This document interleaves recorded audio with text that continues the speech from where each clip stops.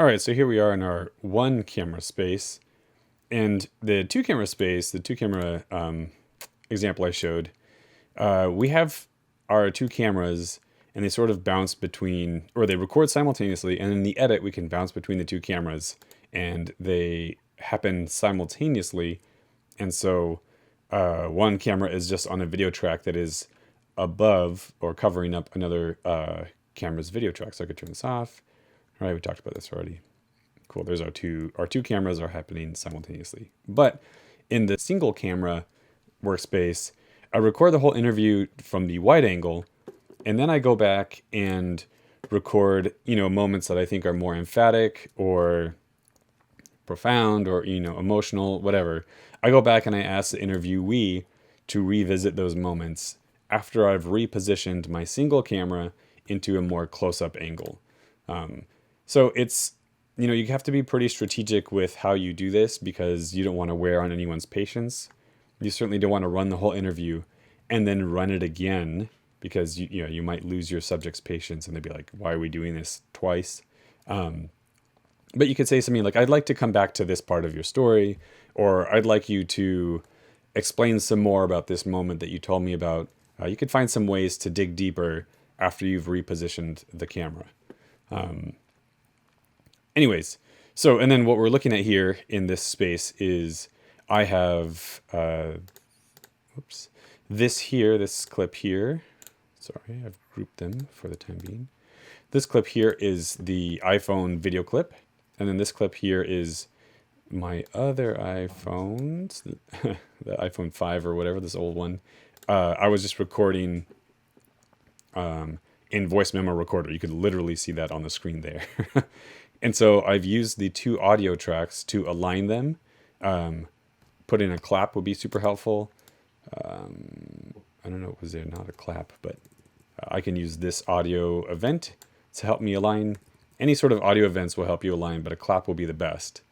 I think right here I said cut. Yeah, so that'll help you align them. And then I have the same thing here where I've aligned the audio from, I'll group this for now, the audio from the iPhone that I was holding in my hand with the audio that was just recorded in the video clip on the iPhone that was on the tripod. So we have our close-up shot here, our wide angle shot here, and aligned audio. That's all great. To edit, we want to make sure that this audio then, while we're cutting and editing, never becomes unsynced from this audio. That's just going to be a nightmare if we're constantly having to fuss these two audio sources around. So ideally, I would like to link this video up here with this audio waveform down here. But it's currently linked, you can see when I click on this video, it's currently linked to this audio. I don't want to completely destroy and erase this audio because that would be a fantastic backup if something terrible had happened in the recording. Say the subject dropped the iPhone that was recording the audio and then just couldn't pick it up for some reason.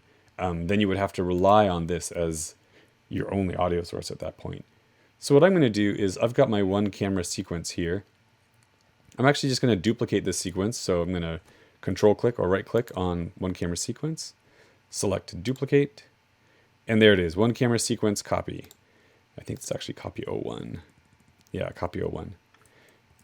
I do like to version up as I work with my sequences, and so I'm going to call this one camera sequence .01. Actually, this would be .01, so I'm going to .02. And then change my original to .01. Great. And then double click on the new one. And there they are. So this is my .01 sequence with the original audio aligned with the new iPhone audio. In my .02 sequence, I'm going to unlink these.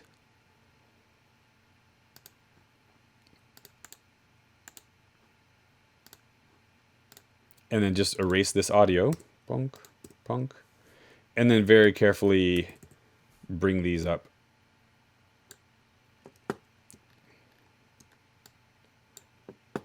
And then just to make it cleaner, I'm going to trim them so that the ends of the clips align.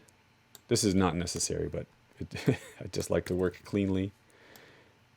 All right, and then where's our tail clip is here. It's real tiny, sticking out. Whoopsie daisy.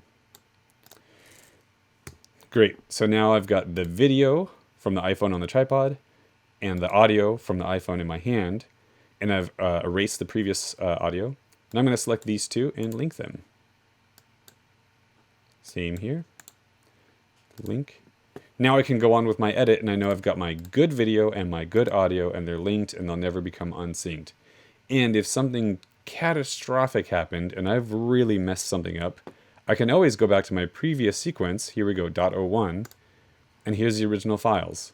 Still aligned, nothing's lost. If I need to copy and paste from this sequence into a new sequence, that's totally fine. So that's why I really like working with sort of versioning up my sequences. I could even say, okay, this is a great starting point now. Everything is really clean. It's ready to edit. Let me save this as a sequence version. So I can come over here to my sequence, one camera sequence.02, and I can duplicate that and call this .03.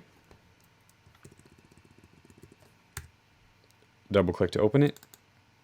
There we go. Now we have one camera sequence .03. You know, and I can start hacking away and doing my edit here